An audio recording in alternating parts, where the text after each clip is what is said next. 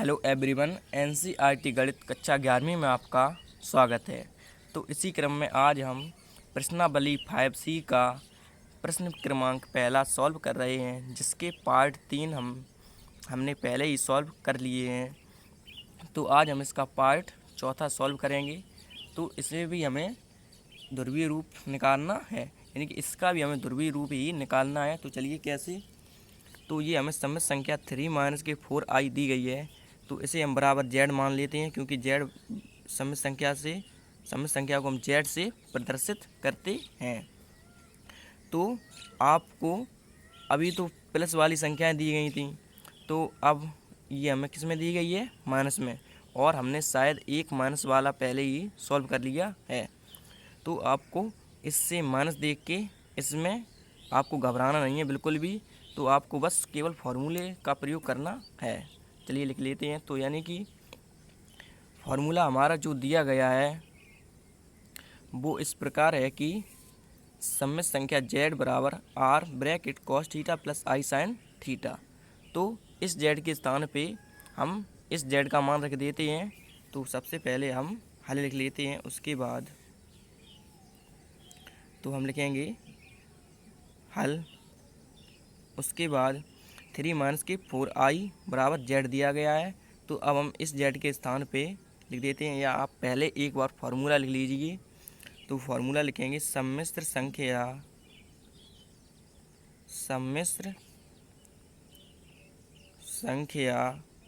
z बराबर क्या है, फार्मूला देखिए आप, r cos theta plus i sin theta. अब z के स्थान पे क्या लिखेंगे, इस z का मान रख देते हैं। तो 3 - के 4i बराबर ये वाला ज्यों का त्यों r cos theta plus i sin theta. उसके बाद अब हम r का इसमें अंदर गुणा कर देते हैं। 3 - के 4i बराबर r का इसमें अंदर गुणा करेंगे तो ये हो जाएगा r cos थीटा प्लस लगा दीजिए। r का इसमें गुणा करेंगे तो ये i r sin थीटा। अब हम वास्तविक भाग बराबर वास्तविक भाग लिखेंगे। तो हम लिख देते हैं तुलना से, यानी कि अब हम तुलना कर देंगे वास्तविक भाग बराबर वास्तविक भाग और काल्पनिक भाग बराबर काल्पनिक भाग। तो r cos थीटा बराबर कितना हो जाएगा बताइए, 3। तो r cos थीटा बराबर ये 3 हो जाएगा। इसे समीकरण 1 नाम दे दीजिए।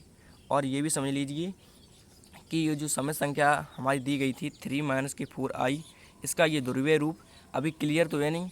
अभी हम इसका r का मान निकालेंगे, cos थीटा और sin थीटा का मान जब इसमें निकाल के रखेंगे तब हमें इस समस्या संख्या का ध्रुवीय रूप पता चलेगा। तो आप यहाँ पे ले भी सकते हैं माना, क्योंकि यह हमने माना हुआ है, केवल फार्मूला लगाया है अभी। तो आगे देखिए क्या हो जाएगा, r cos थीटा बराबर 3 समीकरण 1। अब हम काल्पनिक भाग बराबर काल्पनिक भाग लिखेंगे। तो r sin थीटा बराबर -4, r sin थीटा बराबर कितना हो जाएगा, -4। इसे आप समीकरण 2 नाम दे दीजिए। अब आप सोच रहे होंगे कि ये i हमने क्यों छोड़ दिया, i क्यों नहीं लिखा। तो i को i से कैंसिल कर सकते हैं, या ये मान लीजिए कि i एक चिन्ह मात्र है। ये हमें यह बताता है कि यह काल्पनिक भाग है या वास्तविक भाग। जिसमें i साथ में होता है वह काल्पनिक भाग होता है, जिसमें i साथ में नहीं होता है वह हमारा वास्तविक भाग होता है। अब हम r का मान निकालेंगे। तो चलिए इसे हटा देते हैं फार्मूले को। तो r का मान कैसे निकालेंगे, तो r का मान हम निकालेंगे समीकरण 1 और 2 को वर्ग करके जोड़ने पर। तो चलिए लिखते हैं समीकरण 1 व 2 को वर्ग करके जोड़ने पर।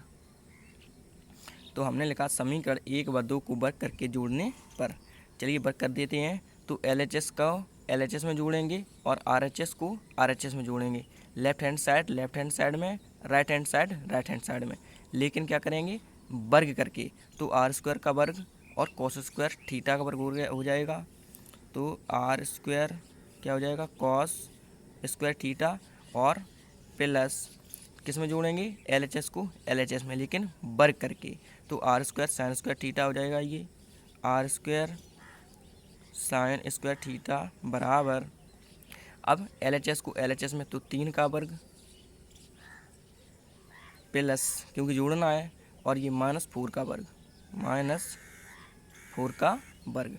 उसके बाद आर स्क्वायर प्लस के इस साइड है, और आर स्क्वायर, ये आर स्क्वायर प्लस के इस साइड भी है, तो आर स्क्वायर को हम बाहर निकाल लेते हैं या कॉमन ले लेते हैं, तो अंदर क्या बचेगा, cos square theta plus sine square theta बराबर 3 का वर्ग कितना हो जाएगा बताइए, 9। प्लस लगा है, प्लस लगा दीजिए। अब -4 के वर्ग, माइनस माइनस प्लस, और 4 का वर्ग कितना होता है, 4 चौको 16 हो जाएगा। उसके बाद ये प्लस में है, तो हम इसे sine square theta plus cos square theta लिख सकते हैं, यानी कि पलट के इसे लिख सकते हैं कि नहीं, तो आंसर है बिल्कुल लिख सकते हैं। या आप इसे लिख दीजिए, या sine square theta plus cos square theta का मान आप लोग जानते ही कितना होता है बताइए, तो sine square theta plus cos square theta ये त्रिकोणमिति संबंधित है, तो इसका मान कितना होता है 1। तो आप यहाँ इसे एक बार लिख दीजिए, आर स्क्वायर, पलट के लिख देते हैं इसे, क्योंकि प्लस में है तो आप पहले कोई भी संख्या लिख सकते हैं दोनों में से, प्लस कॉस स्क्वायर थीटा। तो हमने लिखा sine square theta plus cos square theta बराबर 16 और 9 25 हो जाएगा। उसके बाद इसका मान कितना होगा बताइए, तो इसका मान हो जाएगा 1। तो आर स्क्वायर और गुणित, क्योंकि इसका मान 1 हो जाएगा, तो जब ब्रैकेट हटाते हैं तो हम गुणा का साइन लगाते हैं, बराबर 5 25 ये लिखा है, ज्यों का त्यों लिख देना है। उसके बाद आगे देखेंगे तो आर स्क्वायर का 1 में गुणा कर देते हैं, तो ये हो जाएगा आर स्क्वायर बराबर 25 ज्यों का त्यों। अब इस पे वर्ग है तो इस पे क्या हो जाएगा, वर्गमूल का साइन लग जाएगा, तो आर बराबर इस पे वर्गमूल का साइन लगा देते हैं।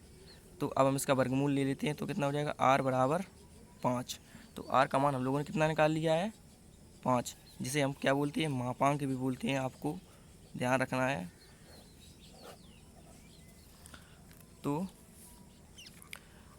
तो आगे अब आप देखिए, तो आर बराबर ये 5 हमने निकाला हुआ है। अगर हम इसे समीकरण 1 और 2 में आर का मान रख देंगे, तो हमें कॉस थीटा और साइन थीटा का मान पता चल जाएगा। तो हम कॉस थीटा और साइन थीटा का मान निकालेंगे, क्योंकि आर का मान तो हमने निकाल लिया है, देखिए आर बराबर 5। अब कॉस थीटा और साइन थीटा का मान निकाल लेते हैं, तो हम लिखेंगे आर बराबर 5 समीकरण 1 में रखने पर। चलिए आगे लिखते हैं। तो हमने लिखा आर बराबर 5 समीकरण 1 में रखने पर, तो ये समीकरण 1 हमारा दिया गया है, तो इसमें आर के स्थान पे 5 रख देते हैं, तो क्या हो जाएगा, 5 कॉस थीटा बराबर 3। चूँकि ये 5 कॉस के गुणा में है, तो इस साइड हम लेके आएंगे बराबर की, जब ये इस साइड आएगा तो किस में हो जाएगा, बटे में, तो कॉस थीटा बराबर 3/5। तो अब हम कॉस थीटा का यानी कि कॉस थीटा को अब हम डिग्री में नहीं बदलेंगे, क्योंकि 3/5 तो इसमें बहुत प्रॉब्लम होगी, इसलिए अब हम इसे डिग्री में नहीं बदलेंगे। तो इसी प्रकार अब हम आर का मान समीकरण 2 में रख देते हैं, तो आपको बस देखते रहना है। तो आगे ये हम लिखेंगे आर का मान समीकरण 2 में रखने पर। तो हमने लिखा आर का मान समीकरण 2 में रखने पर, तो समीकरण 2 लिख देते हैं। क्या है समीकरण हमारा, समीकरण 2 हमारा दिया गया है आर साइन थीटा बराबर -4।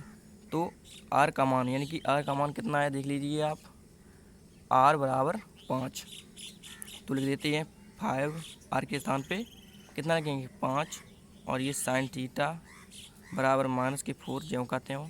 उसके बाद आगे साइन थीटा, और ये 5 किस में है, गुणा में, तो हम बराबर के इसे इस साइड लेके आएंगे, तो ये हो जाएगा -4/5।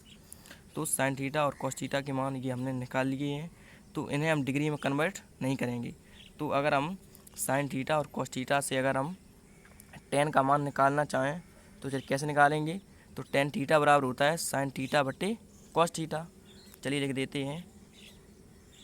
तो tan थीटा बराबर क्या होता है, साइन थीटा बटे कॉस थीटा।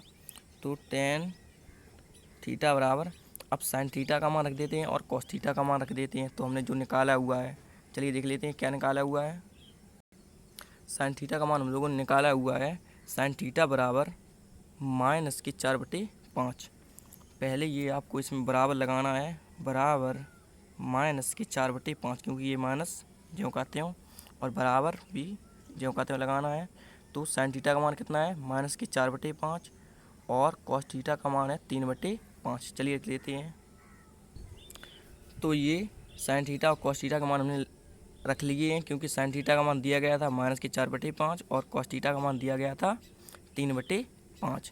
तो अब ये आगे हम सॉल्व करेंगे, टेन थीटा का मान निकालेंगे तो कितना आएगा। देखिए टेन थीटा बराबर, ये 5 से आप ये 5 कैंसिल कर सकते हैं। देखिए कैसे, तो पहली गुणा चौथी, तो पहली गुणा चौथी तो क्या हो जाएगा -4, और ये वाला ऊपर चला जाएगा तो कितना हो जाएगा 5 और बटे ज्यों कहते हो, और दूसरे का तीसरे में, दूसरे का तीसरे में, तो 5 गुणित 3, 5 गुणित 3, तो 5 से ये 5 कैंसिल हो जाएगा। तो टेन थीटा बराबर क्या हो जाएगा -4, और नीचे क्या बचा है 3। तो ये टेन थीटा का मान हमें पता चल जाएगा। तो इसी प्रकार से अब हमने जो संख्या मानी हुई थी उसमें भी देख लेते हैं। तो ये संख्या जो हमने मानी हुई थी सम्मिश्र संख्या, यानी कि ये हमें सम्मिश्र संख्या दी गई थी, तो हमने इसे ध्रुवीय रूप में परिवर्तित करने के लिए ये माना हुआ था, यानी कि ये फार्मूला था हमारा। तो इसे हम लिख लेते हैं एक बार। देखिए तो ये जो हमारा दिया गया है 3 - 4i बराबर r cos theta plus i sin theta, तो इसमें ध्रुवीय रूप में हमें जो इसका उत्तर दिया गया है, यानी कि इस प्रश्न का जो हमें उत्तर दिया गया है उसमें इसमें माइनस आ रहा है, लेकिन इसमें प्लस है। तो टेन थीटा बराबर -4/3, ये उसमें किसका आ रहा है, प्लस का आ रहा है। तो इसमें माइनस हो या इसमें माइनस हो, इन दोनों में से एक माइनस में होना चाहिए। आप समझ लीजिए, इन दोनों में से एक माइनस में होना चाहिए। तो आपको कॉस थीटा और साइन थीटा का मान, क्योंकि 4/5 3/5 ये दिया गया था, 4/5 और 3/5, यानी कि साइन थीटा का मान -4/5 और कॉस थीटा का मान 3/5। तो ये नहीं लिखना है, क्योंकि हमें ध्रुवीय रूप में डिग्री में लिखना होता है। तो डिग्री में तो हम लोगों ने निकाला नहीं, क्योंकि इसका एग्जैक्ट मान नहीं निकलता इसलिए। तो यही आपका आंसर हो जाएगा। और एक बात और कि इसमें जहाँ पे हम लोगों ने थीटा माना हुआ है उसमें उत्तर में हमें अल्फ़ा दे रहे हैं, तो उससे कोई मतलब नहीं है कि यहाँ पे अल्फ़ा आप लिख दीजिए सभी में, या फिर थीटा है तो थीटा ही लिखा रहने दीजिए। आपकी जैसी आपकी इच्छा हो उसी प्रकार से आप कर लीजिए, तो आपका यही आंसर हो जाएगा। तो आपको इससे बिल्कुल भी नहीं घबराना है कि ये प्लस में दे रहे थे, ये माइनस में दे रहे थे, तो इससे आपको कोई भी प्रॉब्लम नहीं देनी है। आपका यही आंसर हो जाएगा बिल्कुल एग्जैक्ट। तो हम कॉस थीटा और साइन थीटा का मान इसीलिए नहीं लिख रहे हैं, क्योंकि इसका क्लियर मान नहीं दिया गया है। अगर डिग्री में निकालते हम लोग, तो डिग्री में निकालने में बहुत प्रॉब्लम होगी। ये -4/5 क्लियर मान नहीं पता चलेगा, इसलिए हम लोगों ने नहीं निकाला है। तो इसी क्रम में अब हम आगे सॉल्व करेंगे। तो चलिए आप इसका स्क्रीनशॉट ले लीजिए। तो ये रहा इसका पहला शॉट, प्रश्न भी आपको लिख लेना है। उसके बाद इसके आगे ये रहा आपका दूसरा शॉट,